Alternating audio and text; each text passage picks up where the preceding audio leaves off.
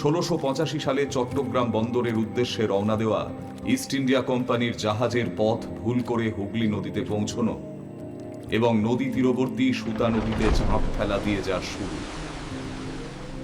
পরবর্তী 250 বছরে বণিক হয়েছে মালিক, প্রতিশ্রুতি হয়েছে প্রতারণা, শাসন হয়েছে শোষণ।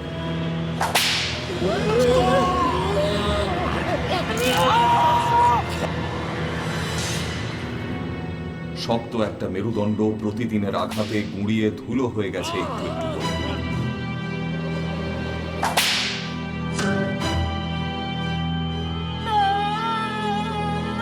1919 Jallianwala Bagh. Brigadier general Reginald Dyer তার সেনাবাহিনী নিয়ে বন্ধ করে দিল একমাত্র বেরোনোর পথ। আমার দেশে চলল 1650 রাউন্ড বিদেশি গুলি।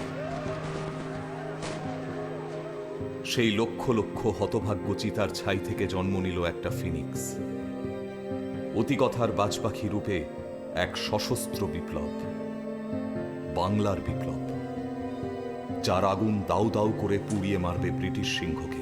বন্দে মাতরম, বন্দে মাতরম।